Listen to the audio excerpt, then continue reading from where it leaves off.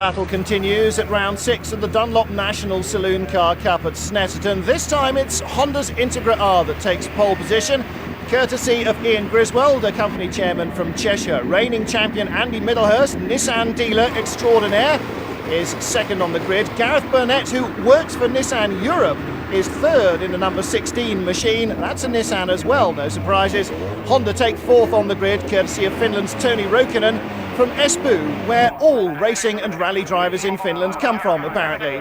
Apart from Marco Alén, because he's just awkward. 12 cars on the grid then, ready for this sixth round of the series. Our camera with Lester Stacey as he puts the Honda Integra R on the rev limiter. A good start though, controls the wheel spin to edge down the inside of Gareth Burnett. And will he get past the Nissan of Andy Middlehurst, the reigning champion? He does. Will he lead into the first corner? No, unfortunately for him, he can't, because there's another Honda in the way. Ian Griswold leads as around goes yet another Honda. Number 7, Rick Kramer in trouble. Alistair Inglis off on the outside of the circuit. There in fourth place is Gareth Burnett with the rest of the field behind him. And here are the leaders. Well, both of them, because they're side by side. To the left is Ian Griswold, to the right is Lester Stacey. And trying to thread his Nissan through the middle is Andy Middlehurst. It's not going to happen for him though. Middlehurst will come out of this one in third place, I think. No, he may even take second. He's got the inside line for the second segment of the S's, and he does. Middlehurst brave on the brakes around the outside of Ian Griswold. Kicking up the dirt there is number 2, Toni Roukonen. Oh, a massive slide from Roukonen. Now he really does look like Marco Alén in a rear-wheel drive car, but that's a front-wheel drive machine. What is wrong with his Honda? Another big wiggle. Oh, and this time it's gone. Well, this time there was no getting that one back. A big tank slapper, and Toni Roukonen's in the gravel and out of the race. Well, a big problem there, obviously, for Toni Roukonen, not least that he's buried nose deep in the gravel. He won't get out of that. Lester Stacey leads it then from Andy Middlehurst and Ian Griswold. In fourth place, Gareth Burnett, the number 16 machine. So 2 Hondas and 2 Nissans in this breakaway quartet as Rick Kramer brings the number 7 machine into the pits and out of the race for him as well. So Burnett then, who works in the planning department of the Nissan Europe Motors operation, in fourth place. But Toni Roukonen stalking away there from his retired machine. Riding with Andy Middlehurst. This is the move for the lead. And he takes it. Lester Stacey wasn't going to fight him then and there. Live to fight another corner is Lester Stacey's motto in that instance.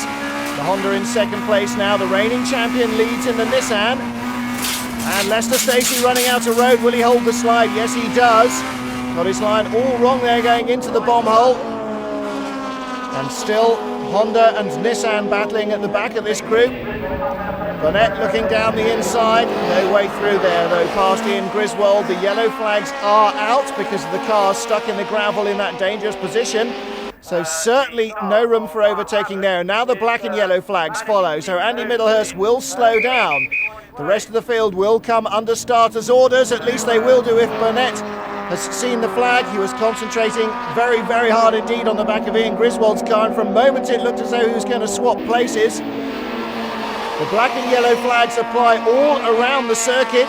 They're displayed first at the start-finish line, but it does mean no racing. The 4 leaders are still racing. This is dreadful driving. Black and yellow flags still being displayed around the track, so there is absolutely no excuse for continuing at full race pace. Andy Middlehurst, as the reigning champion, should be slowing them down and bringing them back under starters' orders. Burnett has now passed the third place car of Ian Griswold, who has slowed down. Well, passing under black and yellows should be an automatic exclusion. It's certainly a severe reprimand. Now the cars have finally slowed down, and well they should. The black and yellow flag means that there are marshals working in a dangerous area. Please slow down. Well, Toni Roukonen was the car that they were rescuing, and here he is coming through the bomb hole, fully lit. It looks like a rear-wheel drive car there in rally mode. He's obviously got a major problem with the back of the car, because as he gets on the brakes here, it hasn't even stopped sliding. It's on the grass and around it goes. And it was so firmly embedded in the gravel, it took the marshals 3 laps to dig it out. And that's why the black and yellow flags were out. Everybody back in line astern now. Andy Middlehurst leading from Lester Stacey and Gareth Burnett. Ian Griswold in 4th place. Lester Stacey comes to the line. He shouldn't be passing before he gets to the green flag either. Racing doesn't start until they cross the line, but Lester Stacey had made an early move on Andy Middlehurst. So Middlehurst and Stacey side by side. Middlehurst the black Nissan, Stacey the yellow Honda. The red, white and blue Nissan Works coloured car number 16 of Gareth Burnett in 3rd place at the moment. In 4th is Ian Griswold. Lionel Abbott joining in as ever in his Saab behind them in 5th place. Riding with Lester Stacey. He's got the inside line down to the S's, and boy is he going to stick to that. It doesn't matter where Middlehurst is going. Stacey wants to be on the inside under braking. Now he tries to optimise his line a bit, but Middlehurst is through.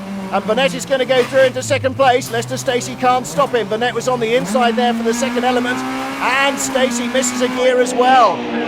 He is howling that Honda VTEC engine, but it's not doing it much good, because into 3rd place now goes the number 4 machine of Ian Griswold. There he is, right ahead of us. And Lester Stacey goes from 1st to 4th there in 2 corners. So Stacey changing down. He's got Lionel Abbott right behind him. Then the number 21 machine of Stuart Clark, another Honda.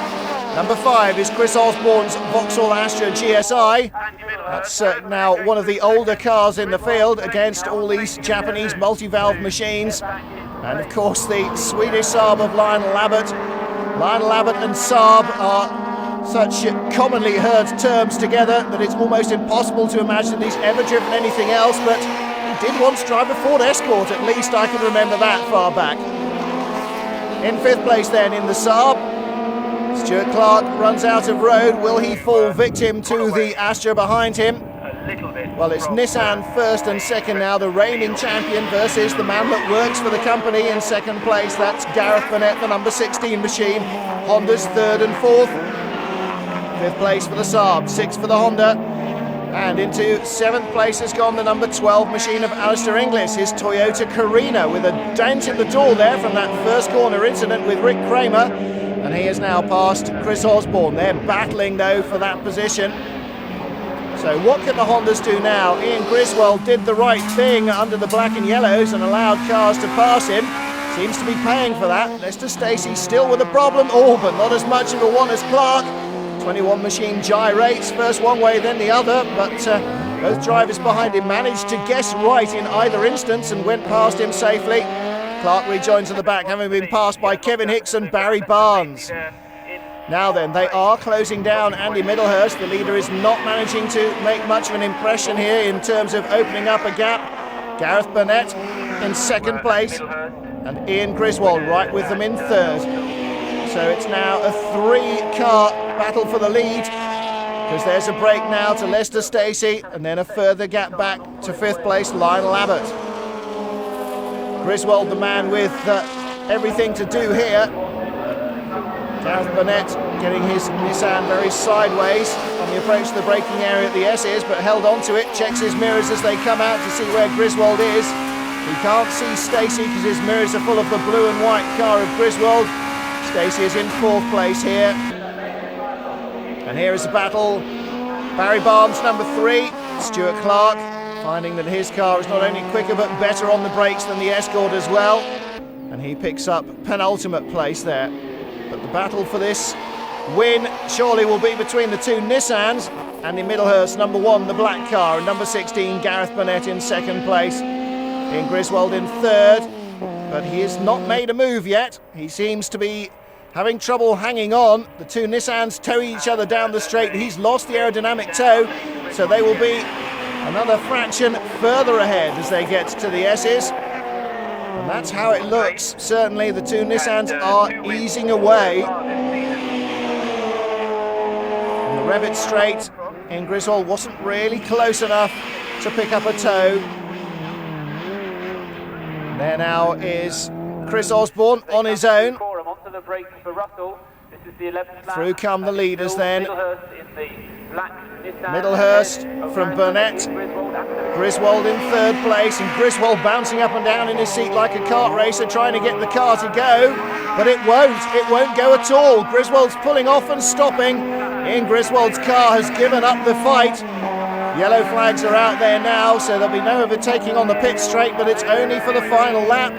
So that may not matter, but on the other hand, it may do, because the two Nissans are still very close together, and it might be that Burnett is trying to out-drag his teammate on the way to the line.